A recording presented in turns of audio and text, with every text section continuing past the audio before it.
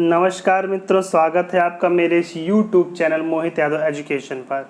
इस चैनल पर मैं आपको मैकेनिकल इंजीनियरिंग संबंधित क्वेश्चन को सॉल्व कराता हूं, जो कि आपके विभिन्न प्रकार के एग्जाम्स जैसे यूपी आर्मिनल, UP PSC, UP triple SC जैसे अनेक एग्जाम में आपके लिए काफ़ी हेल्पफुल होते हैं। अभी तक मैंने अनेक विषयों क्वेश्चन सॉल्व कराए हैं। यदि आप उन वीडियोस को देखना चाहते हैं तो उसका लिंक आपको डिस्क्रिप्शन में मिल जाएगा। आज जो मैं आपको सॉल्व कराने जा रहा हूं वो है रेफ्रिजरेशन एंड एयर कंडीशनिंग के chapter psychrometry and psychrometric processes संबंधित क्वेश्चन को। तो सबसे पहला क्वेश्चन जो आपकी स्क्रीन पर है वो है at 100% relative humidity the wet bulb temperature is. इन्होंने कहा 100% रिलेटिव ह्यूमिडिटी पर वेट बल्ब टेम्परेचर कितना होता है। तो इन्होंने सबसे पहले जो टर्म आए हैं क्या है, relative humidity, wait bulb temperature, due point temperature, D क्या होते क्या हैं, मैं सारे टर्म्स आपको बता देता हूं जो कि साइकोमेट्री या साइकोमेट्रिक प्रोसेस में यूज़ किए जाते हैं। तो सबसे पहले देखिए साइकोमेट्री होता क्या है। साइकोमेट्री स्टडी होता है मॉइस्ट एयर का, मतलब मॉइस्ट एयर की जो स्टडी होती है उसको क्या कहा जाता है, उसको साइकोमेट्री कहा जाता है। ठीक, तो देखिए इसमें जो टर्म यूज़ होता है, जो सबसे पहला टर्म मैं बताने जा रहा हूँ वो होता है स्पेसिफिक ह्यूमिडिटी। कौन सा टर्म होता है, जो सबसे पहले टर्म होता है वो होता है स्पेसिफिक ह्यूमिडिटी। ह्यूमिडिटी या इसी को कहा जाता है ह्यूमिडिटी रेशियो। क्या कहा जाता है, ह्यूमिडिटी रेशियो कहा जाता है। ये ह्यूमिडिटी या स्पेसिफिक ह्यूमिडिटी या ह्यूमिडिटी रेशियो होता क्या है, इसको ओमेगा से दर्शाया जाता है। स्पेसिफिक ह्यूमिडिटी या ह्यूमिडिटी रेशियो होता है mass of the water vapour divided by mass of the air, मतलब mass of the water vapour divided by mass of the air MB/ma। ठीक, देखिए इसमें क्या मतलब, जैसे अगर आप कोई एयर का नमूना लेते हैं जिसमें एयर प्लस मॉइस्चर दोनों हो, ठीक, तो दोनों में से जो मास वाटर वेपर का मास है और जिसमें एयर का मास है, उन दोनों का जो अनुपात होगा उसी को क्या कहा जाएगा, उसको कहा जाएगा स्पेसिफिक ह्यूमिडिटी। यदि हम इसको प्रेशर के रूप में कन्वर्ट करें तो ये कन्वर्ट हो जाता है 0.622 PV/PA के रूप में कन्वर्ट हो जाता है। ठीक, तो ये क्या है, ठीक, तो ये फार्मूला आ जाता है। तो यहाँ PV क्या है, PV है पार्शियल प्रेशर ऑफ वेपर और PA क्या है, पार्शियल प्रेशर ऑफ एयर। लेकिन हम जानते हैं कि अगर किसी एयर का मिक्सचर में अगर वेव जैसे मान लीजिए है, दो कंपोनेंट है, दोनों कंपोनेंट का जो टोटल प्रेशर होता है दोनों कंपोनेंट के पार्शियल प्रेशर के इक्वल होता है। तो यहाँ पे क्या है, एयर और मॉइस्चर का मिक्सचर है, तो एयर का partial pressure plus water vapour का पार्शियल प्रेशर दोनों का अगर हम लोग ऐड कर दे तो वो इक्वल टू किसके हो जाएगा, टोटल प्रेशर के इक्वल हो जाएगा। तो यही जो फार्मूला है हम लोग का स्पेसिफिक ह्यूमिडिटी या ह्यूमिडिटी रेशियो का, इसी को हम लोग लिख सकते हैं, क्या लिख सकते हैं, ये हमारा हो जाएगा 0.622 PV/PT - PV। ये हमारा फार्मूला हो जाएगा इस तरीके से।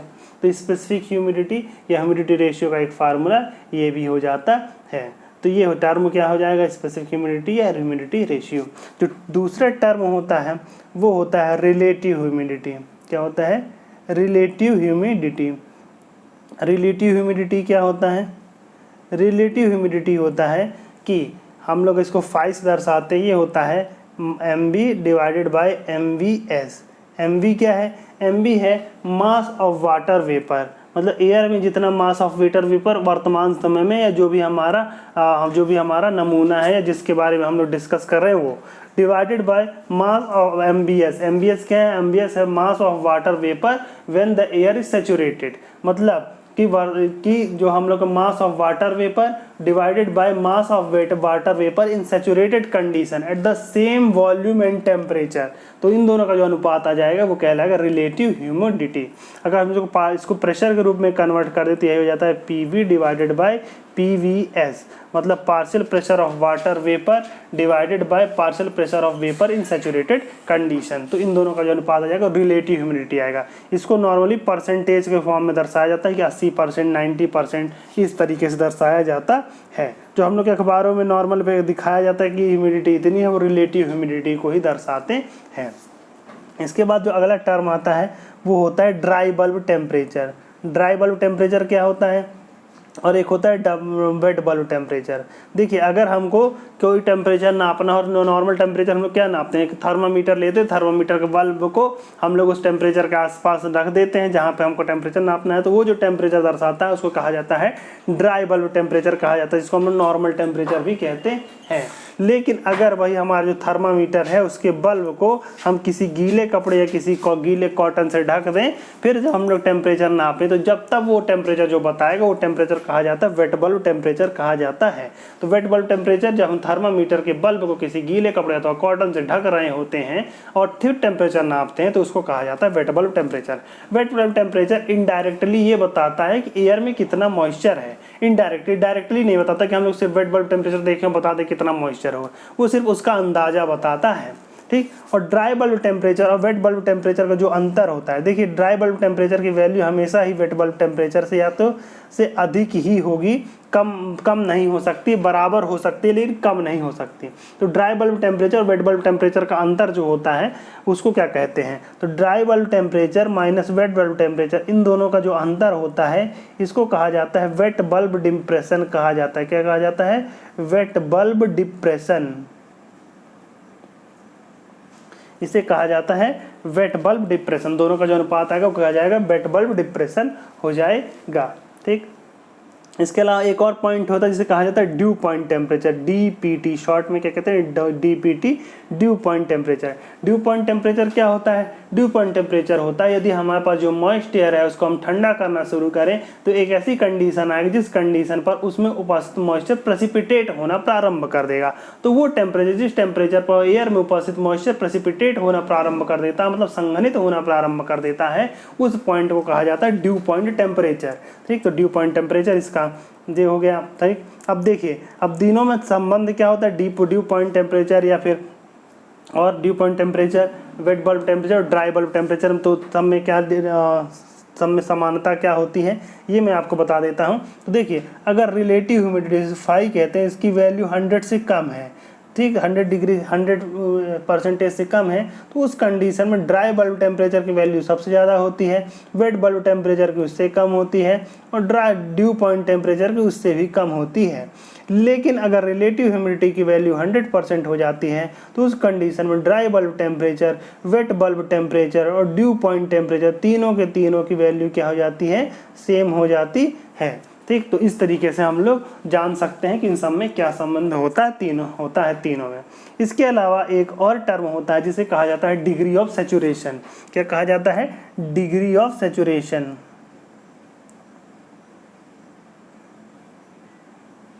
डिग्री ऑफ सैचुरेशन क्या होता है, इसको म्यू से दर्शाया जाता है। ये अनुपात होता है इस humidity upon humidity at saturated condition, ठीक। मतलब जो हमारा डिग्री ऑफ सैचुरेशन है ये एक्चुअल ह्यूमिडिटी या actual specific humidity divided by saturated specific humidity, मतलब नॉर्मल कंडीशन में स्पेसिफिक ह्यूमिडिटी कितनी है और जब हम लोग उसको एयर को सैचुरेट कर देंगे तो उस कंडीशन में उसकी स्पेसिफिक ह्यूमिडिटी क्या है। तो इन दोनों का जो अनुपात आता है इसी को कहा जाता है डिग्री ऑफ सैचुरेशन कहा जाता है। देख तो अगर हम लोग इसको फार्मूला में निकाले तो हमने क्या होता है, फार्मूला बताया था पीटी माइनस पीवी बताया था, ठीक। तो उससे अगर हम लोग रिलेटिव ह्यूमिडिटी का दोनों में अनुपात निकाले तो इक्वल हो जाता है phi into P T minus P V S divided by P T minus P we.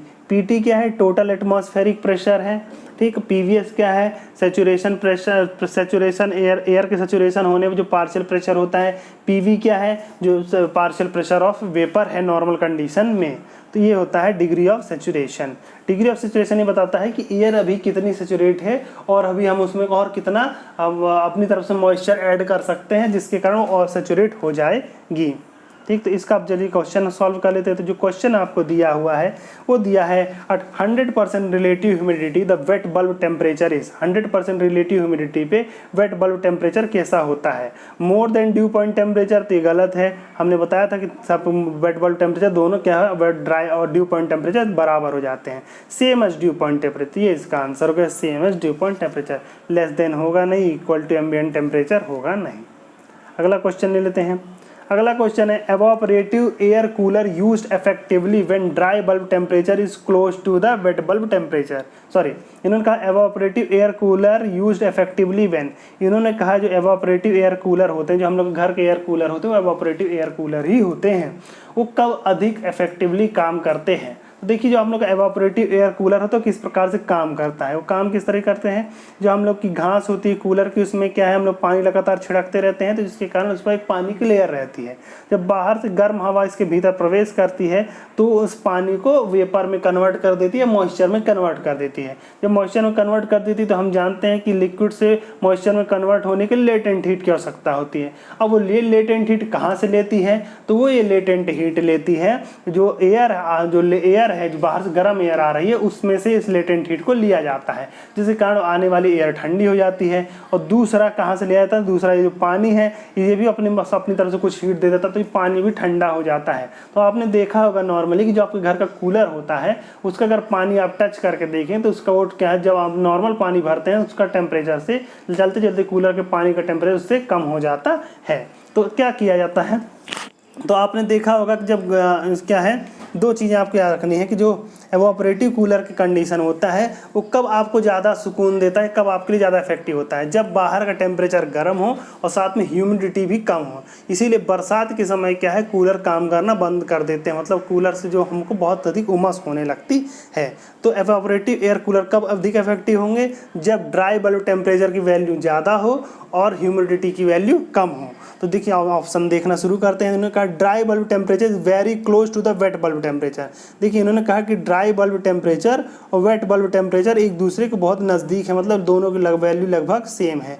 तो हमने क्या बताया था कि जब वेट बल्ब टेम्परेचर क्या बताता है, वेट बल्ब टेम्परेचर ये बताता है कि वो एयर में कितना अधिक मॉइस्चर है। तो जब दोनों लगभग बराबर, तो इसका मतलब ये है कि एयर में मॉइस्चर बहुत अधिक मात्रा में है, मतलब ह्यूमिडिटी अधिक है। तो जब ह्यूमिडिटी अधिक है तो क्या कूलर अच्छा काम करेगा, नहीं काम करेगा। तो ये इसका आंसर नहीं हो जाएगा। ठीक, अगला क्वेश्चन, अगला ऑप्शन चूज करते हैं। अगला क्वेश्चन ऑप्शन है dry bulb temperature is high and relative humidity is high. इन्होंने कहा है कि ड्राई बल्ब टेम्परेचर भी हाई है और रिलेटिव ह्यूमिडिटी भी हाई है। तो ये कंडीशन में भी कूलर अच्छा काम नहीं करेंगे, क्योंकि ड्राई बल्ब टेम्परेचर तो हाई होना चाहिए, सही है, लेकिन रिलेटिव ह्यूमिडिटी हाई नहीं होना चाहिए, रिलेटिव ह्यूमिडिटी लो होनी चाहिए। ठीक, तीसरा दिया है dry bulb temperature is low and relative humidity is high. Dry temperature low नहीं होना चाहिए, ड्राई बल्ब टेम्परेचर हाई होना चाहिए और रिलेटिव ह्यूमिडिटी लो होनी चाहिए। ठीक, तो चौथा आंसर दिया dry bulb temperature is high and relative humidity is low. ये इसका बेस्ट आंसर है। ड्राई बल्ब टेम्परेचर अधिक होना चाहिए और रिलेटिव ह्यूमिडिटी क्या है, कम होनी चाहिए। उस कंडीशन में हमारा कूलर बहुत अच्छे से वर्क करेगा। अगला क्वेश्चन है the minimum temperature to which water can be cooled in cooling tower is. इन्होंने कहा है कि किस मिनिमम टेम्परेचर तक कूलिंग टावर में वाटर को कूल किया जा सकता है। ठीक, देखिए कूलिंग टावर किस प्रकार से काम करता है पहले मैं आपको बता देता हूँ। तो कूलिंग टावर में क्या होता है, एक पानी को एक कुछ ऊंचाई से झरने के रूप में लगातार नीचे गिराया जाता है, उसमें से एयर पास की जाती है। तो ये एयर क्या है, वही करती है जो कूलर में करती है, उसकी एयर को जो वाटर है उससे मॉइस्चर बनाती है। उस मॉइस्चर का वेपर बनने के लिए उसको क्या चाहिए पड़ता है, हीट चाहिए पड़ता है। ये हीट कहाँ से लेती है, वो एयर से लेती है और साथ में उस वाटर से लेती है। तो इस प्रकार से एवापोरेटिव कूलर भी काम करता है, उसी प्रकार से हम लोग का कूलिंग टावर भी काम करता है। तो देखिए उसमें मिनिमम टेम्परेचर कितना हो जाता है, तो हम लोग इसके द्वारा जो मिनिमम टेम्परेचर तक गर्म कर सकते, मतलब ठंडा कर सकते हैं किसी वाटर को कूलिंग टावर, वो है वेट बल्ब टेम्परेचर। तो इन्होंने कहा the minimum temperature to which water can be cooled in cooling tower is the wet bulb temperature. The dew point temperature of the air नहीं, the wet bulb temperature of the air. Air की wet bulb temperature तक हम लोग water को ठंडा कर सकते हैं कूलिंग टावर का प्रयोग करते हुए। अगला क्वेश्चन ले लेते हैं। अगला क्वेश्चन है during the adiabatic cooling of the moist air. Moist air की एडियाबैटिक कूलिंग के समय क्या होता है। तो देखिए अगर हम लोग एयर को 3 तरीके से सेचुरेट कर सकते हैं, क्या कर सकते हैं, 3 तरीके से सेचुरेट कर सकते हैं। देख नंबर 1 होता है एडियाबैटिक सेचुरेटेड या एडियाबैटिक कूलिंग भी जिसे कह दिया जाता है। ठीक, दूसरा होता है आइसोथर्मली सेचुरेट करना है, और तीसरा होता है कि आइसोबारिकली सेचुरेट करना। तो 3 तरीके से हम इसे सेचुरेट कर सकते हैं। तो देखिए अगर हम लोग इसको एडियाबैटिक कूलिंग या एडियाबैटिक सैचुरेट करते हैं तो उस समय जो है इसकी एंथैल्पी कांस्टेंट रहती है। क्या कहते हैं? एंथैल्पी कांस्टेंट रहती है। या ये कहें कि इसका वेट बल्ब टेम्परेचर कांस्टेंट रहता है। देखिए साइकोमेट्री में जो वेट बल्ब टेम्परेचर है और एंथैल्पी लाइन है दोनों लगभग कोइंसाइड करती हैं, मतलब दोनों एक दूसरे पर डायरेक्ट निर्भर होती हैं। तो हम दूसरे वर्ड्स में कह सकते हैं अगर वेट बल्ब टेम्परेचर कांस्टेंट है तो एंथैल्पी कांस्टेंट होती है, एंथैल्पी अगर कांस्टेंट तो वेट बल्ब टेम्परेचर भी कांस्टेंट होता है। किसके लिए? मॉइस्ट एयर के लिए। ठीक, और अगर हम एयर को आइसोथर्मली ठंडा कर रहे हैं मतलब उसका टेम्परेचर कांस्टेंट रखते हुए, तो उस कंडीशन में उसका ड्राई बल्ब टेम्परेचर कांस्टेंट बना रहता है। और यदि हम उसे आइसोबारिकली ठंडा कर रहे हैं मतलब उसका प्रेशर कांस्टेंट रखते हुए उसको सैचुरेट कर रहे हैं, तो उस कंडीशन में क्या होता है? इसका स्पेसिफिक ह्यूमिडिटी क्या होता है? स्पेसिफिक ह्यूमिडिटी कांस्टेंट रहता है, जिसे हम लोग ह्यूमिडिटी रेशियो भी कहते हैं। ठीक, तो इस तरीके से 3 तरीके से हम एयर को सैचुरेट कर सकते हैं। तीनों कंडीशन में क्या क्या कांस्टेंट रहेगा वो मैंने आपको बता दिया। तो इसमें जो क्वेश्चन पूछा है, इन्होंने पूछा है during the adiabatic cooling of the moist air, क्योंकि मॉइस्ट एयर की एडियाबैटिक कूलिंग के समय क्या कांस्टेंट रहता है? तो एडियाबैटिक कूलिंग के समय हम लोग जानते हैं कि क्या कांस्टेंट रहता है? रिलेटिव ह्यूमिडिटी नहीं, क्या कहते हैं? ड्राई बल्ब टेम्परेचर, ये नहीं कांस्टेंट। ये कब कांस्टेंट रहता है? जब हम लोग इसको आइसोथर्मली सैचुरेट कर रहे होते हैं तब ड्राई बल्ब टेम्परेचर कांस्टेंट रहता है। स्पेसिफिक ह्यूमिडिटी रिमेन्स कांस्टेंट, ये कब कांस्टेंट रहता है? जब हम लोग इसको आइसोबारिकली मतलब प्रेशर कांस्टेंट रखते हुए जब हम लोग सैचुरेट करते हैं तब ये कंडीशन आती है। तीसरा दिया रिलेटिव ह्यूमिडिटी रिमेन्स कांस्टेंट, ये नहीं। और wet bulb temperature remains constant, ये आंसर है। मतलब जब हम लोग एडियाबैटिक कूलिंग कर रहे होते तब वेट बल्ब टेम्परेचर कांस्टेंट बना रहता है। तो इसका आंसर क्या है? इसका आंसर डी है। अगला क्वेश्चन ले लेते हैं। अगला क्वेश्चन है कंसिडर द फॉलोइंग स्टेटमेंट। लिखित स्टेटमेंट को कंसिडर कीजिए। ये साइकोमीटर मीजर, साइकोमीटर क्या मीजर करता है? मैंने अभी आपको बताया था साइकोमीटर से हम लोग में 2 थर्मामीटर होते हैं। पहला थर्मामीटर जिसका बल्ब क्या है? ओपन होता है, मतलब एटमॉस्फेयर के डायरेक्ट कांटेक्ट में होता है। और दूसरा थर्मामीटर होता है जिसमें वेट क्लॉथ या फिर कॉटन लगा होता है। तो जिसका बल्ब ओपन होता है वो ड्राई बल्ब टेम्परेचर बताता है, और जिसका बल्ब में क्या है के ऊपर हम गीला कपड़ा या गीला कॉटन लगाए होते हैं वो क्या कहता है? वेट बल्ब टेम्परेचर को नापता है। तो साइकोमीटर 2 चीज़ें नापता है, एक वेट बल्ब टेम्परेचर नापता है, दूसरा ड्राई बल्ब टेम्परेचर नापता है। तो इसका क्या है? एक आंसर है वेट बल्ब टेम्परेचर, दूसरा क्या है? Dry bulb temperature. तो साइकोमीटर 2 चीज़ें नापता है, तो कौन कौन से? ए और 1 और 3। तो आंसर क्या हो जाएगा इसका? सी। अगला क्वेश्चन ले लेते हैं। अगला क्वेश्चन है during sensible cooling of air. इन्होंने कहा एयर की सेंसिबल कूलिंग के समय क्या होता है? देखिए सबसे पहले आप समझ लीजिए इस सेंसिबल कूलिंग के समय सीधे सीधे हम समझ सकते हैं टेम्परेचर कम होता है, लेकिन कौन सा टेम्परेचर ये याद रखना है। तो जब भी ध्यान रखिए जब भी सेंसिबल कूलिंग की बात हो रही होगी तो उस समय ड्राई बल्ब टेम्परेचर कम हो रहा होता है, अगर सेंसिबल हीटिंग की बात होती ड्राई बल्ब टेम्परेचर बढ़ रहा होता। देखिए इस पूरे प्रोसेस को अगर हम लोग देखें तो साइकोमीटर पर मैं दिखा देता हूँ, वो ज़्यादा आपके लिए आसान होगा। तो साइकोमेट्रिक चार्ट होता है। साइकोमेट्रिक चार्ट किस प्रकार का होता है? इस प्रकार का एक साइकोमेट्रिक चार्ट होता है। इस चार्ट में अलग अलग चीज़ें दर्शाई जा रही होती हैं और उसका प्रयोग करके हम लोग सभी प्रोसेसेस को दे सकते हैं। तो सबसे पहले देखिए साइकोमेट्रिक चार्ट इस शेप का होता है। इसमें क्या होता है? कुछ क्या होती है? इस प्रकार की हॉरिजेंटल लाइंस होती हैं। इस प्रकार की हॉरिजेंटल लाइंस होती हैं। ये हॉरिजेंटल लाइंस क्या बताती हैं? ये हॉरिजेंटल लाइन स्पेसिफिक ह्यूमिडिटी को दर्शाती हैं, या क्या कह सकते हैं कि हम लोग ये पार्शियल प्रेशर को दर्शाती हैं, और साथ में ये ड्यू पॉइंट टेम्परेचर को भी दर्शाती हैं। ठीक, तो सीधा सीधा समझिए कि ये जो हॉरिजेंटल लाइन है ये और इसका डायरेक्शन किस प्रकार से होता है? ऊपर की ओर, मतलब ऊपर की ओर बढ़ती है। जैसे जैसे हम ऊपर की ओर बढ़ते हैं तो ये हॉरिजेंटल लाइन क्या दर्शाती हैं? स्पेसिफिक ह्यूमिडिटी दर्शाती हैं, या पार्शियल प्रेशर ऑफ वेपर दर्शाती हैं, या ड्यू पॉइंट टेम्परेचर को दर्शा रही होती हैं। अगर हम वर्टिकल लाइन्स की बात करें तो जो वर्टिकल लाइंस होती हैं वो क्या दर्शाती हैं? ये vertical line dry bulb temperature को दर्शाती हैं। क्या दर्शाती हैं? ड्राई बल्ब टेम्परेचर को दर्शाती है। ठीक, तो हम तो याद रख लीजिए कि साइकोमीटर में जो वर्टिकल लाइंस होती हैं वो ड्राई बल्ब टेम्परेचर दर्शाती हैं, जो हॉरिजेंटल लाइन होती है वो स्पेसिफिक ह्यूमिडिटी या ह्यूमिडिटी रेशियो को दर्शाती है। ठीक, इसके अलावा अन्य कुछ लाइनें भी इसमें होती हैं, वो भी मैं आपको बता देता हूँ।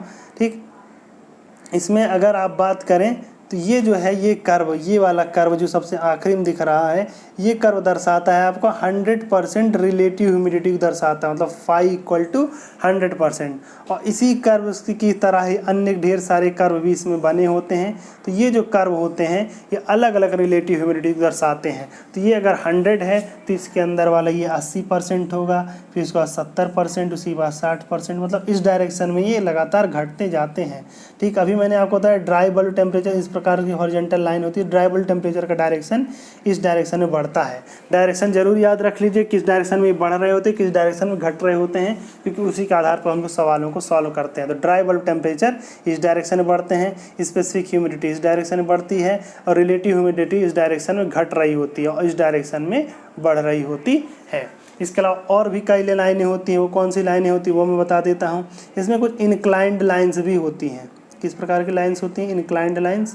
ठीक, तो जैसे ये अगर एक प्रकार एक इनक्लाइंड लाइन्स है और एक दूसरी और भी इनक्लाइंड लाइन्स होती है इस प्रकार से। तो जो इनक्लाइंड लाइन जिनका स्लोप कम होता है, जैसे इनका स्लोप कम है, तो ये जो चीज़ होती है ये एंथैल्पी को दर्शाती है। किसको दर्शाती हैं? एंथैल्पी को।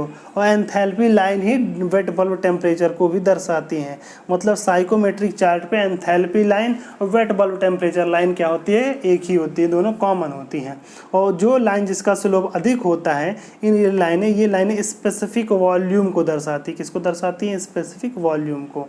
ठीक, तो इस प्रकार से अगर WBT लाइन्स इस प्रकार से हैं तो इस डायरेक्शन में ये WBT लाइनें बढ़ती हैं, और इसी प्रकार स्पेसिफिक वॉल्यूम की लाइनें भी होती हैं, वो भी इस डायरेक्शन में बढ़ रही होती है। तो इस प्रकार हम लोग साइकोमेट्रिक चार्ट पर अलग अलग लाइनों को पहचान सकते हैं। अब देखिए साइकोमेट्रिक चार्ट पर अलग अलग प्रोसेसेस भी हो सकते हैं। कैसे होते हैं वो बता देता हूँ मैं आपको। अगर साइकोमेट्रिक चार्ट पे कोई प्रोसेस इस प्रकार से हो रहा है OA डायरेक्शन में, तो इसमें हम देख रहे हैं कि ड्राई बल्ब टेम्परेचर क्या है, इसमें बढ़ रहा होता है, जबकि स्पेसिफिक ह्यूमिडिटी क्या है, कांस्टेंट बनी रहती है। तो इस प्रोसेस को कहा जाता है सेंसिबल हीटिंग, क्योंकि इसमें टेम्परेचर बढ़ रहा है लेकिन स्पेसिफिक ह्यूमिडिटी में कोई फ़र्क नहीं पड़ता, इसे कहा जाता है सेंसिबल हीटिंग। लेकिन यही प्रोसेस अगर विपरीत डायरेक्शन में हो रहा होता तो हम इसे कहते हैं सेंसिबल कूलिंग।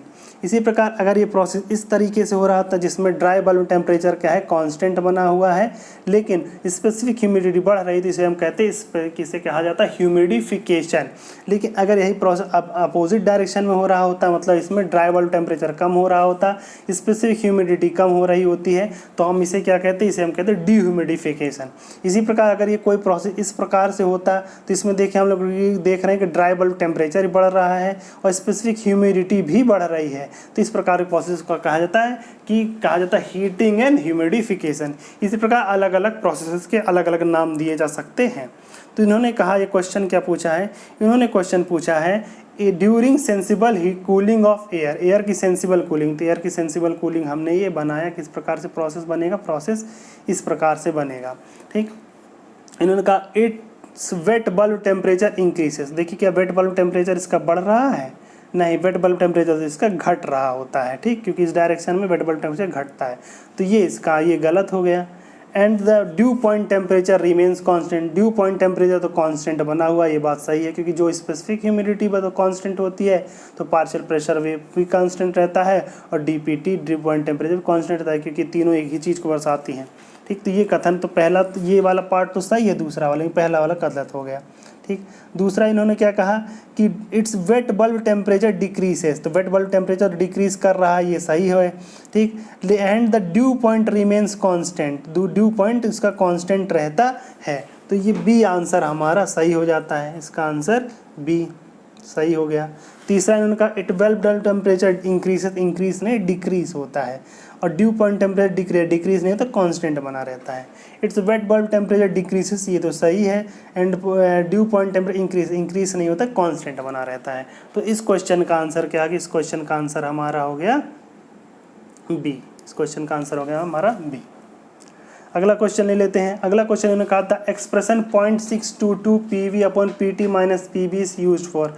मैंने अभी बताया था कि किसका फार्मूला होता है? ये फार्मूला होता है आपका स्पेसिफिक ह्यूमिडिटी या ह्यूमिडिटी रेशियो का फार्मूला होता है। तो सीधे सीधे आंसर लगा दीजिए। बी, रिलेटिव ह्यूमिडिटी का फार्मूला ये हो नहीं सकता, पार्शियल प्रेशर तो अलग ही चीज़ है, डिग्री ऑफ सैचुरेशन का फार्मूला अलग होता है, तो इसका आंसर बी है। अगला क्वेश्चन ले लेते हैं। The effective temperature is the measure of the combined effect of.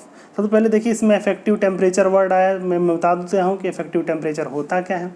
देखिए अगर आपने महसूस किया होगा कि अगर किसी रूम में हम बैठे हैं उसका टेम्परेचर हमारे टेम्परेचर के अनुकूल है, जैसे गर्मियों में हम 24 डिग्री सेल्सियस पे हमको टेम्परेचर पे हमको अच्छा लगता है, लेकिन अगर उसी समय 24 डिग्री सेल्सियस रखते हुए टेम्परेचर अगर आपकी ह्यूमिडिटी उस स्थान की बढ़ा दी जाए तो आपको उमस होने लगती है। तो होता क्या है कि आपने क्या है उस टेम्परेचर के करस्पॉन्डिंग आपको कम्फर्ट तो हो रहा था, लेकिन क्या है स्पेसिफिक ह्यूमिडिटी अधिक होने का आपको उमस महसूस हो रही होती है। इसी प्रकार ठंडियों में अगर क्या है हम लोग का जो टेम्परेचर होता है कि अगर 12 जैसे 14 डिग्री सेल्सियस है तब भी हमको बढ़िया कंफर्ट फील हो रहा होता है, लेकिन वहाँ की अगर ह्यूमिडिटी काफ़ी कम है तो हमको खुश्की होने लगती है, शरीर ड्राई होने लगता है, तो उसमें भी हमको कंफर्ट फील नहीं होता है। तो देखिए करना क्या होता है, तो इस तरह से तो वैज्ञानिकों ने ये बताया कि उस से संबंधित एक इफेक्टिव टेम्परेचर होता है जिस टेम्परेचर पर मनुष्य को सबसे अधिक या ह्यूमन बॉडी को सबसे अधिक कंफर्ट होता है। तो उन्होंने अलग अलग टेम्परेचर बताए, लेकिन अलग अलग टेम्परेचर बताने पर उसका हमका डेटा अलग अलग देना पड़ रहा था। तो उन्होंने ये कहा कि अगर हम लोग 100% मतलब रिलेटिव ह्यूमिडिटी को 100% रख दें और उस रिलेटिव ह्यूमिडिटी को 100% रखते हुए हम टेम्परेचर को बढ़ाते या घटाते जाएँ तो एक टेम्परेचर ऐसा आएगा जिस टेम्परेचर पर ह्यूमन बॉडी को सबसे अधिक कंफर्ट फील होगा। तो वो जो टेम्परेचर होगा उसी को कहेंगे हम लोग इफेक्टिव टेम्परेचर। अब ये इफेक्टिव टेम्परेचर किस किस चीज़ पर डिपेंड करता है, ये डिपेंड करता है कि वहाँ का ड्राई बल्ब टेम्परेचर कितना है, वहाँ की रिलेटिव ह्यूमिडिटी कितनी है, और साथ में वहाँ का एयर का मोशन क्या है। ठीक, मतलब अगर जैसे हम लोग बैठे हैं, अगर ठंड लग रहा, ठंड में हम लोग अगर देखते हैं कि टेम्परेचर सेम है फिर भी अगर हम लोग को हवा लग रही होती है हम लोग को अधिक ठंड महसूस होती है। ठीक, तो उसी प्रकार से एयर मोशन भी हम लोग की बॉडी कंफर्ट पे डिपेंड करता है। तो इफेक्टिव टेम्परेचर उन्होंने पूछा किस किस चीज़ का किस किस का कंबाइंड इफेक्ट को बताता है, तो ये dry bulb temperature, relative humidity और एयर मोशन तीनों के कंबाइंड इफेक्ट को बताता है। ठीक, जो इसका आंसर क्या होना चाहिए, इसका आंसर देखिए क्या क्या दिया है। पहला दिया dry bulb temperature relative humidity, तो इसमें एयर मोशन के बारे में बात नहीं किया है। दूसरा दिया dry bulb temperature and air motion, तो इसमें रिलेटिव ह्यूमिडिटी की बात नहीं की है। तीसरा दिया wait bulb temperature and air motion, तो इसमें रिलेटिव ह्यूमिडिटी की बात नहीं की है। जो डी ऑप्शन दिया है ये हमारा सही हो जाएगा, इसमें ड्राई बल्ब टेम्परेचर और रिलेटिव ह्यूमिडिटी दोनों की बात की हुई है। अगला क्वेश्चन ले लेते हैं। अगला क्वेश्चन है the equation PV upon PVS is use to calculate. यहाँ PV क्या है, partial pressure of water vapour in moist air at a given temperature. PS है saturation pressure of water vapour at the same temperature. तो मैंने अभी आपको बताया था कि ये किसका फार्मूला होता है, ये रिलेटिव ह्यूमिडिटी का फार्मूला होता है। तो इसका आंसर क्या हो जाएगा, इसका आंसर रहेगा relative humidity A. Degree of saturation specific humidity, absolute humidity. Absolute humidity आपका क्या होता है, और ये क्या कहते हैं ये ह्यूमिडिटी रेशियो या स्पेसिफिक ह्यूमिडिटी, ये दोनों एक ही चीज़ होती हैं, इन दोनों अलग अलग मत समझिए। ठीक, मतलब ये दोनों एक ही चीज़ होती हैं, एक ही चीज़ के दो अलग नाम हैं। तो इसका आंसर हो गया ए। अगला क्वेश्चन ले लेते हैं। अगला क्वेश्चन है when dry bulb and wet bulb temperature are identical it means that. इन्होंने कहा है कि ड्राई बल्ब टेम्परेचर और वेट बल्ब टेम्परेचर सेम है, तो इसका क्या मतलब होता है। इसका मतलब होता है, देखिए मैंने बताया था जब ड्राई बल्ब टेम्परेचर और वेट बल्ब टेम्परेचर दोनों सेम हो जाएंगे तो इसका मतलब हो जाएगा कि आपकी जो रिलेटिव ह्यूमिडिटी वो कितनी हो गई है, 100% हो गई, मतलब एयर फुल्ली सेचुरेट हो गई है। तो इस पहला आंसर दिया air is fully saturated and due point temperature has reached. हाँ, तो ये बात सही है कि जब dry bulb temperature red bulb temperature same हो जाता है तो ड्यू पीटी भी उसके सेम हो जाता है, ड्यू पॉइंट टेम्परेचर भी इसके इक्वल हो जाता है। तो यही इसका आंसर हो जाएगा, air is fully saturated and due point temperature has reached. दूसरा दिया एयर इज़ फुल्ली सेचुरेटेड। ठीक, इन्होंने क्या दूसरे कथन में देखिए दूसरा कथन भी सही है, लेकिन पूरी तरह से मतलब जब से अधिक बेस्ट आंसर होगा वो हम चूज़ करते हैं। तीसरा दिया due point temperature has reach and humidity is 100%। ठीक, उन्होंने कहा है ह्यूमिडिटी 100%, लेकिन कौन सी ह्यूमिडिटी ये नहीं लिखा, स्पेसिफिक ह्यूमिडिटी, रिलेटिव ह्यूमिडिटी। तो ये कथन पूरी तरह से हम लोग सही नहीं कह पा सकते हैं। तीसरा ये partial pressure of water vapour is equal to the total pressure. नहीं, partial pressure of water vapour should be equal to the saturation pressure. Saturation pressure बराबर होता तब ये कथन सही हो जाता। तो ये किस कथन इसका नहीं, इसका आंसर क्या, इसका आंसर है ए। ठीक, अगला क्वेश्चन ले लेते हैं।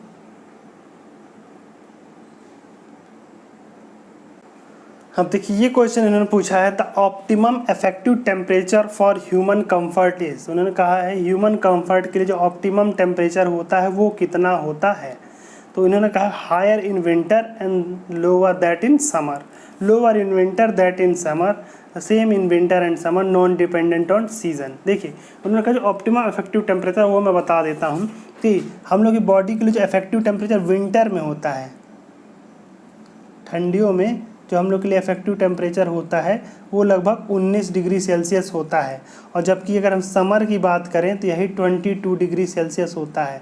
मतलब देखिए यहाँ पे आपको देखकर आश्चर्य हो रहा होगा, ठीक ठंडियों में हम लोग चाहते हैं कि अगर टेम्परेचर 19 डिग्री सेल्सियस भी हो जाएगा तब हमको बहुत अच्छा कंफर्ट फील होगा, जबकि अगर गर्मियों में टेम्परेचर 22 डिग्री सेल्सियस होगा तब भी हमको कंफर्ट फील होगा। अगर ठंडियों में आपको 22 डिग्री सेल्सियस का टेम्परेचर दे दिया जाए तो आपको गर्मी लगेगी। क्यों गर्मी लगेगी? क्योंकि आपकी बॉडी ने उसके अनुसार एटमॉस्फेयर के अनुसार आप खुद को एडजस्ट कर रखा है। इसीलिए जो अभी एम्बिएंट टेम्परेचर होता है उस टेम्परेचर के हिसाब से हमारी बॉडी एडजस्टेड रहती है। इसीलिए ठंडियों में हमको जो टेम्परेचर चाहिए होता है कंफर्ट के लिए होता है 19 डिग्री सेल्सियस, और समर में जो चाहिए होता है वो है 22 डिग्री सेल्सियस। तो इस प्रकार हम देखते हैं कि जो इफेक्टिव टेम्परेचर है वो गर्मियों में अधिक होता है क्योंकि ठंडियों में कम होता है। तो देखिए इसका आंसर क्या हो जाएगा, इन्होंने कहा the optimum effective temperature for human comfort is higher in winter than in summer, नहीं ठीक, lower in winter than in summer. ये इसका आंसर सही है। इसका आंसर क्या जाएगा बी, ठंडियों में कम होता है और गर्मियों में अधिक होता है। अगला क्वेश्चन लेते हैं, same in winter and summer, इसका आंसर नहीं है। नॉट डिपेंडेंट ऑन सीजन, ये भी नहीं है, सीजन पर डिपेंड करे। ठंड में हमको कम चाहिए, और सॉरी ठंड में कम चाहिए, समर में अधिक चाहिए। ठीक, अगला क्वेश्चन ले लेते हैं, the wet bulb depression is zero when relative humidity is equal to. इन्होंने कहा है कि जब वेट बल्ब डिप्रेशन जीरो है उस समय रिलेटिव ह्यूमिडिटी कितना होती है। देखिए सबसे पहले देखिए वेट बल्ब डिप्रेशन क्या होता है। वेट बल्ब डिप्रेशन मतलब क्या होता है, ड्राई बल्ब टेम्परेचर और वेट बल्ब टेम्परेचर का जो अंतर होता है, तो इन दोनों का अंतर क्या है, इन्होंने कहा जीरो है। ठीक, जब जीरो है तो इसका मतलब कि ड्राई बल्ब टेम्परेचर और वेट बल्ब टेम्परेचर दोनों क्या है, सेम है। तो जब ड्राई बल्ब टेम्परेचर और वेट बल्ब टेम्परेचर सेम है तो इसका मतलब ये कब होता है, ये तब होता है जब एयर फुल्ली सैचुरेट हो जाती है। तो मतलब जब रिलेटिव ह्यूमिडिटी क्या हो जाएगी, 100% हो जाएगी। तो इसका आंसर क्या हो जाएगा, इसका आंसर हो जाएगा A, the wet bulb depression is zero when the relative humidity is equal to 100%, जब उसकी रिलेटिव ह्यूमिडिटी 100% हो जाएगी। अगला क्वेश्चन ले लेते हैं, on psychrometric chart what does a vertical downward line present. इन्होंने कहा है कि साइकोमेट्रिक चार्ट पे जो वर्टिकल डाउनवर्ड प्रेजेंट क्या प्रेजेंट करती हैं, वर्टिकल डाउनवर्ड्स लाइन क्या प्रेजेंट करती है। मतलब इस प्रोसेस पे हमने इसको कंटिन्यू इस प्रकार वर्टिकल डाउनवर्ड लाइन एक हमने खींची है, तो ये क्या दर्शाती है। तो देखिए इसमें पहले का एडियाबैटिक सैचुरेशन, एडियाबैटिक सैचुरेशन को नहीं दर्शाती कि हमने बताया एडियाबैटिक सैचुरेशन क्या होता है, जब एंथैल्पी कांस्टेंट रहती है। तो एंथैल्पी कांस्टेंट रहती है मतलब उसकी लाइन किस प्रकार से होगी, इस प्रकार से होगी। तो ये तो इसका आंसर हुआ नहीं। दूसरा इन्होंने कहा सेंसिबल कूलिंग, सेंसिबल कूलिंग का मतलब क्या होता है कि उसका ड्राई बल्ब टेम्परेचर कम होगा लेकिन स्पेसिफिक ह्यूमिडिटी कम नहीं होगी। तो सेंसिबल कूलिंग की लाइन किस प्रकार से दर्शाएंगे, सेंसिबल कूलिंग की लाइन इस तरह से कैसे होगी, तो ये इसका आंसर नहीं है। तीसरा उन्होंने कहा डीह्यूमिडिफिकेशन।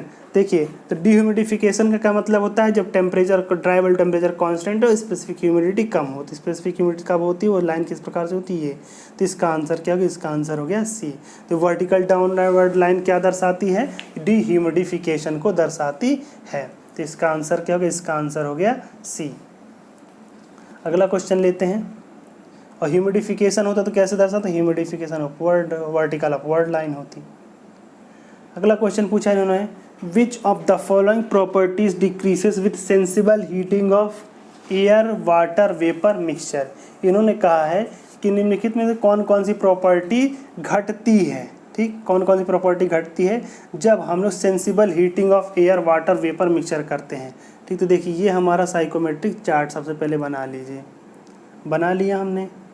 अब इन्होंने कहा है कि जब हम लोग कौन सेंसिबल हीटिंग कर रहे हैं, हमने सेंसिबल हीटिंग इसकी कर दी। सेंसिबल हीटिंग लाइन किस प्रकार से होगी, इस प्रकार से होगी, मैंने आपको बताया था। सबसे पहले इन्होंने कहा कौन कौन सी घटेंगे, सबसे पहले रिलेटिव ह्यूमिडिटी। तो मैंने कहा देखिए रिलेटिव ह्यूमिडिटी की लाइन्स इस प्रकार से होती है, और इस डायरेक्शन में घटती है तो हाँ रिलेटिव ह्यूमिडिटी तो घटेगी, ये कथन सही हो गया। दूसरा ह्यूमिडिटी रेशियो, तो ह्यूमिडिटी रेशियो यहाँ होता है, ये तो कांस्टेंट बना हुआ है, तो ये इसका आंसर नहीं होगा क्योंकि ये डिक्रीज नहीं हो रही होगी। तीसरा specific enthalpy of air vapour mixture, enthalpy, तो एंथैल्पी की लाइन कैसी होती है वो बता देते हैं आपको। एंथैल्पी की लाइन अगर देखें तो एंथैल्पी की लाइन कैसी होती है, इस प्रकार से होती है, तो इस डायरेक्शन में क्या है बढ़ रही होती है, तो एंथैल्पी तो इसकी क्या है बढ़ रही होगी, तो ये वाला भी कथन इसका सही नहीं क्योंकि डिक्रीसिंग पूछा है इन्होंने ना, तो डिक्रीसिंग ये भी नहीं कर रही है अभी, ठीक। और चौथा क्या है वेट बल्ब टेम्परेचर, तो जब देखिए स्पेसिफिक एंथैल्पी घट का जो व्यवहार होगा वही वेट बल्ब टेम्परेचर का व्यवहार होगा, तो ये जब स्पेसिफिक एंथैल्पी बढ़ रही है तो वेट बल्ब टेम्परेचर ही बढ़ रहा होगा, ठीक। ये क्यों, क्योंकि दोनों की लाइनें सेम होती हैं, तो क्या चीज़ बढ़ रही है, क्या चीज़ उन्होंने क्या पूछा, क्या चीज़ डिक्रीज हो रही है, तो सिर्फ और सिर्फ रिलेटिव ह्यूमिडिटी डिक्रीज हो रही है, तो इसका आंसर क्या हो जाएगा, इसका आंसर हो जाएगा ए, वन ओनली, ठीक। तो मतलब अगर हम लोग सेंसिबल हीटिंग कर रहे होते हैं तो उस समय सिर्फ और सिर्फ रिलेटिव ह्यूमिडिटी घट रही होगी इन चारों ऑप्शन में से। अगला क्वेश्चन ले लेते हैं। अगला क्वेश्चन है इन अ सेंसिबल हीटिंग और कूलिंग प्रोसेस, ठीक, ड्राई बल्ब टेम्परेचर, इन्होंने कहा सेंसिबल हीटिंग और कूलिंग प्रोसेस में क्या चीज़ कांस्टेंट रहती है, इन्होंने ऑप्शन दिए रखा है अलग अलग, ठीक। इन्होंने कहा इनसेंसिबल हीटिंग और कूलिंग प्रोसेस, सबसे पहले हम लोग बना लेते हैं सेंसिबल, ये हमने साइकोमेट्रिक चार्ट बनाया। सेंसिबल हीटिंग या कूलिंग प्रोसेस किस प्रकार, इस प्रकार से होता है, ठीक। तो इन्होंने पूछा है सबसे पहले dry bulb temperature remains constant, dry bulb temperature constant नहीं होता क्योंकि ड्राई बल्ब टेम्परेचर का चेंज होना ही ये बताता है कि सेंसिबल हीटिंग हो रही है, तो इसका आंसर नहीं है। दूसरा wet bulb temperature remains constant, क्या wet bulb temperature remains constant है, नहीं, उसे भी क्या है अगर सेंसिबल हीटिंग हो रही है तो वेट बल्ब टेम्परेचर बढ़ रहा होता है और सेंसिबल कूलिंग हो रही है तो वेट बल्ब टेम्परेचर घट रहा होता है, तो ये भी इसका आंसर नहीं है। The humidity ratio remains constant, हाँ देखिए ह्यूमिडिटी रेशियो कांस्टेंट है, ये जो हॉरिजॉन्टल लाइन क्या दर्शाती है, हॉरिजॉन्टल लाइन वो ह्यूमिडिटी रेशियो को दर्शाती है, तो यही इसका आंसर हो जाएगा, इसका आंसर हो जाएगा सी। चौथा दिया था relative humidity remains constant, relative humidity क्या है, इस प्रकार से लाइन है, तो क्या सेंसिबल हीटिंग के समय रिलेटिव ह्यूमिडिटी घट रही होती है और सेंसिबल कूलिंग के समय रिलेटिव ह्यूमिडिटी बढ़ रही होती है, तो इसका आंसर क्या है, इसका आंसर है सी। अगला क्वेश्चन ले लेते हैं। ऑन साइकोमेट्रिक चार्ट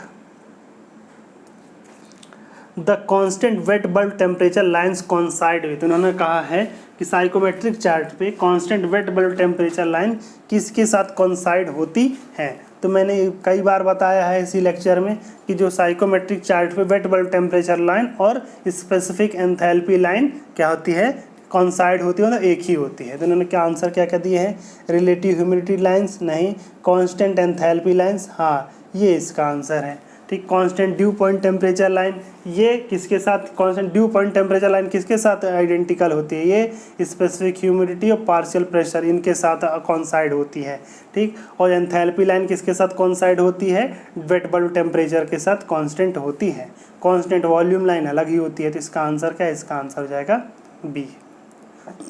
अगला क्वेश्चन ले लेते हैं। In air water vapour mixture the partial pressure of water vapour correspond to the saturation temperature called, इन्होंने कहा है कि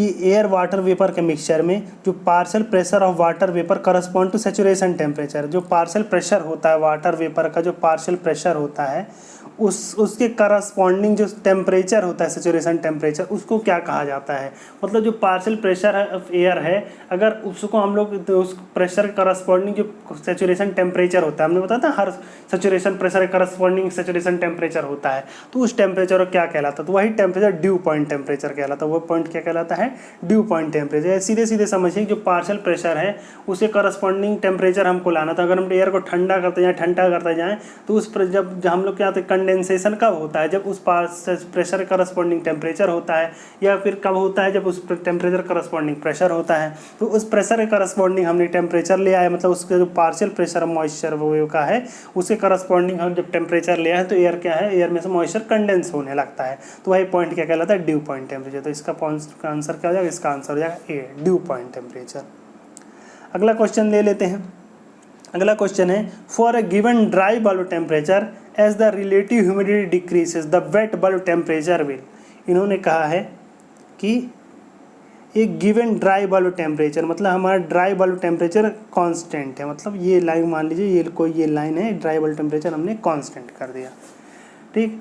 as the relative humidity decrease है, तो रिलेटिव ह्यूमिडिटी डिक्रीज करेगी तो ये रिलेटिव ह्यूमिडिटी, दूसरी रिलेटिव ह्यूमिडिटी ये, तो ये इस डायरेक्शन में, पहले यहाँ से लेके यहाँ पे जैसे जैसे मतलब इस डायरेक्शन में प्रोसेस हो रहा है, ठीक, क्योंकि रिलेटिव ह्यूमिडिटी इस डायरेक्शन में हो रही है, ठीक है। The wet bulb temperature will, इन्होंने कहा वेट बल्ब टेम्परेचर पे क्या इफेक्ट पड़ेगा, तो देखिए मतलब ड्राई हमने रिलेटिव ह्यूमिडिटी कम कर रहे हैं और ड्राई बल्ब टेम्परेचर को क्या है घटा रहे हैं, तो उस कांस्टेंट से ड्राई बल्ब टेम्परेचर कांस्टेंट रख रहे हैं और रिलेटिव ह्यूमिडिटी घटा रहे हैं, तो इस कंडीशन जो हमको प्रोसेस प्राप्त होगा वो कौन सा प्रोसेस प्राप्त होगा, ये वाला प्रोसेस प्राप्त होगा, ठीक, मतलब इस डायरेक्शन में, ठीक। तो इस डायरेक्शन में मतलब ये क्या ऐसा प्रोसेस हो गया है, ये डीह्यूमिडिफिकेशन प्रोसेस हो गया। तो इसमें क्या है, देखिए वेट बल्ब टेम्परेचर की लाइन ये होगी, दूसरी ये होगी, तो इस डायरेक्शन में वेट बल्ब टेम्परेचर बढ़ता है, ठीक। लेकिन ये क्या है, लाइन क्या है नीचे आ रही है, मतलब वेट बल्ब टेम्परेचर इसका घट रहा होगा, तो इसका आंसर क्या हो जाएगा, बी, डिक्रीसेस। तो इन्होंने क्या पूछा था, इन्होंने पूछा कि ड्राई बल्ब टेम्परेचर हम लोग का कॉन्स्टेंट रखते हुए, ठीक, अगर रिलेटिव ह्यूमिडिटी घट रही होती है तो उस कंडीशन में वेट बल्ब टेम्परेचर क्या होगा, तो उस कंडीशन में वेट बल्ब टेम्परेचर बढ़ रहा होगा, ठीक। तो ड्राई बल्ब टेम्परेचर को हमने कांस्टेंट रखते हुए रिलेटिव ह्यूमिडिटी को बढ़ाया है, तो क्या हो जाएगा, वो इस पे वेट बल्ब टेम्परेचर घट रहा होगा। एक मिनट, तो इसका आंसर क्या होगा, इसका आंसर होगा डिक्रीसेस बी। अगला ले लेते हैं, अगला दिया है in an adiabatic saturation process of air. इन्होंने कहा एडियाबेटिक सेचुरेशन ऑफ प्रेशर का मतलब एयर के एडियाबेटिक सेचुरेशन प्रेशर में क्या चीज़ कांस्टेंट रहती है, तो मैंने अभी आपको बताया था कि एडियाबेटिक सेचुरेशन प्रोसेस हो रहा होता तो उसमें क्या होता है, उसमें एंथैल्पी कांस्टेंट रहती है, द एंथैल्पी रिमेन्स कांस्टेंट। इसका आंसर क्या हो जाएगा, ए।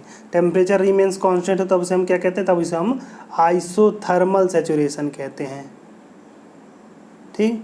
और जब रिलेटिव ह्यूमिडिटी कांस्टेंट रहती है तब इसे हम क्या कहते हैं, तब इसे आइसोबारिक कहते हैं, आइसोबारिक सेचुरेशन। और जब रिलेटिव ह्यूमिडिटी कांस्टेंट रहती है तो ऐसे प्रोसेस कुछ नहीं है कहते हैं, इसका कोई विशेष नाम अभी नहीं दिया गया है। इसका आंसर ए हो गया। अगला क्वेश्चन ले लेते हैं, during the sensible cooling process specific humidity. इन्होंने कहा है सेंसिबल कूलिंग प्रोसेस में स्पेसिफिक ह्यूमिडिटी पे क्या इफेक्ट पड़ता है, तो अगर हम इसको बनाएं तो सेंसिबल कूलिंग प्रोसेस, ये सिंपल सही है, तो इसमें क्या है, स्पेसिफिक ह्यूमिडिटी कांस्टेंट है, क्योंकि ये लाइनें क्या स्पेसिफिक ह्यूमिडिटी दर्शाती है, तो स्पेसिफिक ह्यूमिडिटी इसमें कांस्टेंट है, तो इसका क्या है, रिमेन्स कांस्टेंट। इसका आंसर क्या हो जाएगा, इसका आंसर हो जाएगा ए। देखिए एक ही साइकोमेट्रिक चार्ट अगर आपने दिमाग में सेट कर रखा है तो कोई भी प्रोसेस आ रहा है, कोई भी किसी तरह क्वेश्चन पूछे तो कई तरीके से पूछ सकते हैं, वो सभी आंसर क्या है, सेम, आप तुरंत लगा सकते हैं, बस एक बार साइकोमेट्रिक चार्ट को अपने दिमाग में फिट कर लेना है। अगला क्वेश्चन इन्होंने पूछा, the sensible heat factor of A room is given by. इन्होंने कहा सेंसिबल हीट फैक्टर क्या होता है। देखिए सेंसिबल हीट, अगर हम लोग किसी रूम के लोड को देखें या किसी प्रकार रूम में हीट को देखें, दो तरीके से हीट मिल सकती है। एक मिल सकती है सेंसिबल हीटिंग मिल सकती है, दूसरा क्या मिल सकती है, सेंसिबल हीटिंग, दूसरी मिल सकती है हमको लेटेंट हीटिंग, ठीक। और जो टोटल हीट क्या हो जाएगी, टोटल हीट हो जाएगी sensible heating plus latent heating, ठीक। तो सेंसिबल हीट फैक्टर क्या होता है, सेंसिबल हीट फैक्टर होता है sensible heat divided by total heat, या दूसरे टर्म में कहें कि sensible heat factor equal to होता है sensible heat divided by sensible heat plus latent heat, क्योंकि टोटल हीट क्या है, टोटल हीट मतलब सेंसिबल हीट पर प्लस लेटेंट हीट। तो यही हमारा सीधे सीधे क्वेश्चन है। इन्होंने पूछा क्या है, sensible but the sensible heat factor क्या होता है, सेंसिबल हीट फैक्टर होता है SHL मतलब सेंसिबल हीट लोड, LHL क्या है, लेटेंट हीट लोड। तो सेंसिबल हीट लोड क्या है, सेंसिबल हीट लोड मतलब होता है sensible heat load divided by sensible heat load plus latent heat load. तो इसका आंसर क्या हो जाएगा, इसका आंसर हो जाएगा डी। तो इसका आंसर हो जाएगा डी, सेंसिबल हीट लोड बराबर सेंसिबल हीट फैक्टर क्या होता है, सेंसिबल हीट फैक्टर होता है sensible heat load divided by sensible heat load plus latent heat load. अगला क्वेश्चन ले लेते हैं, अगर उन्होंने कहा है कंसिडर द फॉलोइंग, निम्नलिखित पैरामीटर को कंसिडर करना है। Which of this parameter are taken into account for determining effective temperature for human comfort. Human comfort को डिटरमाइन करने के लिए निम्नलिखित में कौन कौन सी चीज़ें यूज़ होती हैं। तो मैंने आपको बताया था कि ह्यूमन कंफर्ट किस किस चीज़ पर डिपेंड करता है, ड्राई बल्ब टेम्परेचर पे, ह्यूमिडिटी रेशियो कहिए या रिलेटिव ह्यूमिडिटी कहिए, ठीक है। देखिए तो रिलेटिव ह्यूमिडिटी पर डिपेंड करता है, ह्यूमिडिटी रेशियो पर डिपेंड नहीं करता है, ठीक। तो ये चीज़ आपको याद रखनी है। ठीक, देखिए यहाँ पे ह्यूमिडिटी रेशियो लिखा है। देखिए ह्यूमिडिटी रेशियो और रिलेटिव ह्यूमिडिटी एक दूसरे से बहुत अधिक जुड़े हुए होते हैं, ठीक। तो इसीलिए हम लोग इनको पृथक नहीं कर सकते। तो ये अगर ह्यूमिडिटी रेशियो लिखा हो या रिलेटिव ह्यूमिडिटी लिखा हो तो वो भी उसको उतना ही अफेक्ट करेगा जितना रिलेटिव ह्यूमिडिटी, क्योंकि वो दोनों एक दूसरे के ही फंक्शन हैं, ठीक। तो ये भी इसको अफेक्ट करेगा। एयर वेलोसिटी अफेक्ट करेगी। सोलर रेडिएशन इंटेंसिटी, तो ये सोलर रेडिएशन इंटेंसिटी उतना अधिक इफेक्ट नहीं करेगी। तो जो ह्यूमन कंफर्ट को इफेक्ट करेंगे ये 3 फैक्टर करेंगे, 1, 2 एंड 3। तो इसका आंसर क्या हो जाएगा, इसका आंसर हो जाएगा 1, 2 एंड 3 किस में है, आंसर डी में। तो इसका आंसर हो जाएगा डी। अगला क्वेश्चन ले लेते हैं। अगला क्वेश्चन है the bypass factor of single cooling coil is of an air condition 0.7। The bypass factor if 3 such cooling coils with the same apparatus dew point are kept one behind the other will be। इन्होंने कहा है कि bypass factor एक single coil का कितना दिया हुआ है, 0.7 दिया हुआ है, ठीक। तो उन्होंने कहा है 3 कॉइल, अगर इसी प्रकार की 3 कॉइल एक के बाद एक रखी जाए तो उनका बाईपास फैक्टर क्या हो जाएगा। तो देखिए क्या होता है, पहले कि अगर एक कॉइल का बाईपास फैक्टर x है और उसी प्रकार की 3 कॉइल्स एक के बाद एक रख दी जाएं तो उनका जो बाईपास फैक्टर होता है उसका फार्मूला होता है, या मतलब अगर इफेक्टिव बाईपास फैक्टर का फार्मूला हो जाएगा, एक का अगर x है तो अगर उसी तरह के जितने होंगे n है तो n, ठीक। तो ये इसका फार्मूला होता है। अगर एक का बाईपास फैक्टर का 0.7 है तो n अगर हो जाएंगे तो हो जाएगा 0.7 और 3 ठो लगाए गए इसलिए 0.7 टू द पावर 3। तो इसका आंसर क्या हो जाएगा, 0.7 टू द पावर 3। तो आंसर हो जाएगा 0.343। तो इसका आंसर क्या हो जाएगा, 0.343। तो इसका आंसर हो जाएगा सी। तो अगर बाईपास फैक्टर क्या है, एक कॉइल का बाईपास फैक्टर दिया हुआ है तो अगर उसी तरह सीरीज़ में 3 कॉइल या 4 जितनी भी लगी हो तो उसी बाईपास फैक्टर में उतने की घात लगा देंगे, तो हमारा यही आंसर हो जाएगा, ठीक। अगला क्वेश्चन ले लेते हैं। अगला क्वेश्चन है the latent heat load is in auditorium is 25% of the sensible heat load. मतलब लेटेंट हीट लोड कितना है, 25% सेंसिबल हीट लोड का है। The value of sensible heat factor, तो मान लीजिए कि अगर सेंसिबल हीट लोड x है तो लेटेंट हीट लोड कितना हो जाएगा, 0.25x हो जाएगा, उसका 25% है। तो अगर टोटल, तो हम लोग जानते हैं कि सेंसिबल हीट फैक्टर क्या होता है, sensible heat factor equal to होता है sensible heat load divided by sensible heat load plus latent heat load, ठीक। तो ये हो जाएगा ऐसे। तो सेंसिबल हीट लोड क्या हमने माना, x माना है, ठीक। और sensible heat load x plus latent heat load 25% 0.25। तो क्या हो जाएगा, ये हो जाएगा equal to x divided by 1.25 x। तो x से x काट दीजिए तो क्या आ जाएगा 100 डिवाइडेड बाय 125 सॉल्व कर दिए, 25 चौके 100, 25 पंचे 125, तो कितना हो जाएगा 0.8। तो इसका आंसर क्या हो जाएगा, इसका आंसर हो जाएगा 0.8। तो सेंसिबल हीट फैक्टर कितना हो जाएगा 0.8। तो इसका आंसर हो लगा देंगे, टिक लगा देंगे इसका आंसर हो जाएगा सी। अगला क्वेश्चन ले लेते हैं। अगला क्वेश्चन है if air of 20 degree Celsius is heated to 25 degree Celsius using heater with a surface temperature 30 degree Celsius, then the bypass factor is। सबसे पहले देखिए बाईपास फैक्टर होता क्या है। मान लीजिए हमारे पास एक कॉइल है, ठीक।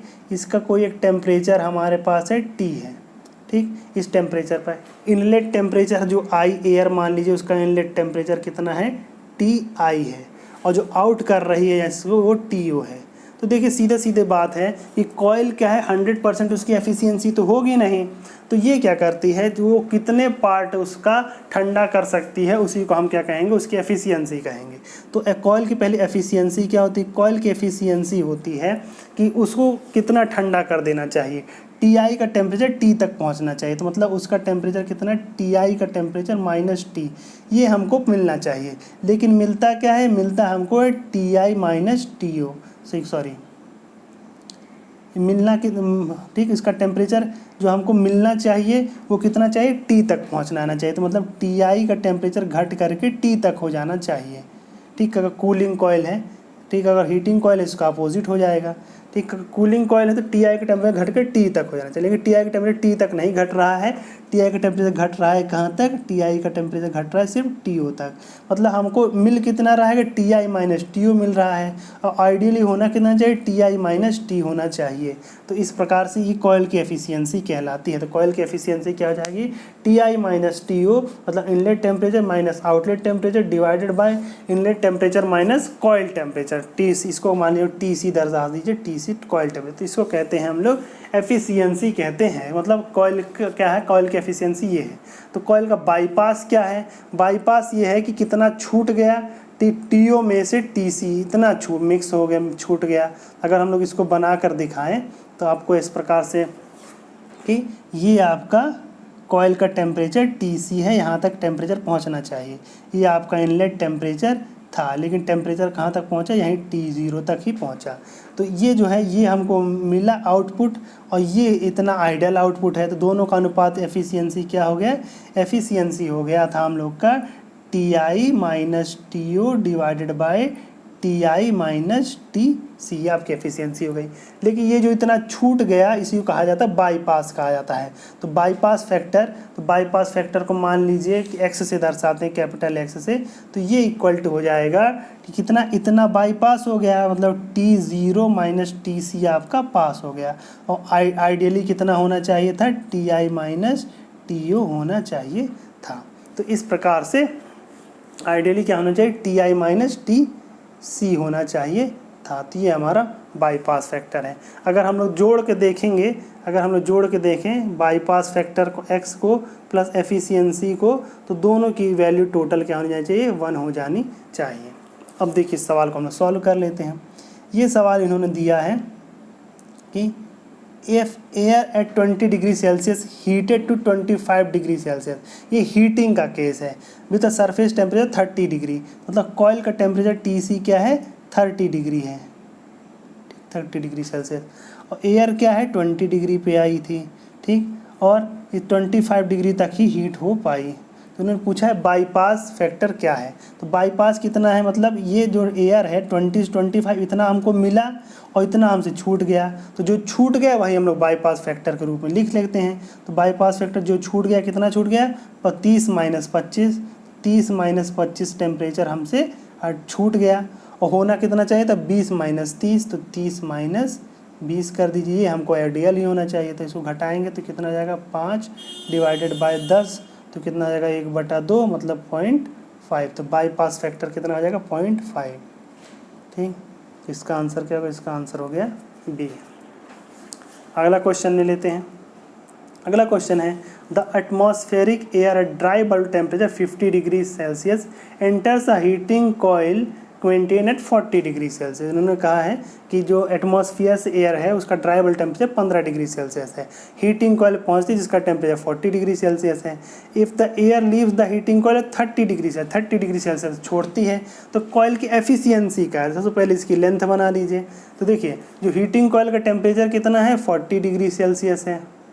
ठीक, एयर इंटर कर रही है 15 डिग्री सेल्सियस पे इंटर कर रही है और उसको 30 डिग्री सेल्सियस प्राप्त हो रहा है। ठीक, तो हमको एफिशिएंसी मिल है, तो एफिशिएंसी मतलब जो प्राप्त हो रहा है, जो प्राप्त होना चाहिए था। तो प्राप्त हमको कितना हो रहा है, इतना, मतलब प्राप्त हो रहा है हमको 30 माइनस 15 का टेम्परेचर डिफरेंस, और प्राप्त होना कितना चाहिए था 15 और 40 का, तो 40 माइनस 15 का।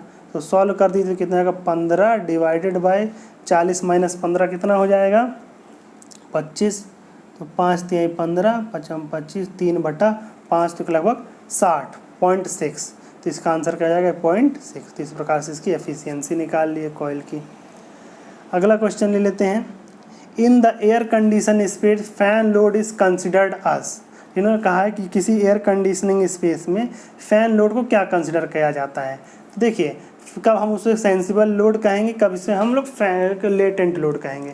जब लोड इस प्रकार का हो जिसके कारण सिर्फ और सिर्फ टेम्परेचर इंक्रीज हो रहा हो या सिर्फ हीट जनरेट हो रही हो, तो उसे क्या कहेंगे, तब उसे कहेंगे हम लोग कि वो सेंसिबल हीट लोड देगा। लेकिन साथ में अगर मॉइस्चर्स भी है, मॉइस्चर भी जनरेट हो रहा होगा, तो उसे हम क्या कहेंगे कि वो सेंसिबल हीट लोड भी है, लेटेंट हीट लोड भी है। और सिर्फ लेटेंट हीट, सिर्फ मॉइस्चर जनरेट हो रहा होगा तो उसे हम कहेंगे लेटेंट हीट लोड कहेंगे। जैसे कमरे का बल्ब है, फैन है, ये सिर्फ हीट जनरेट करते हैं, तो कैसे हैं, सेंसिबल हीट लोड है।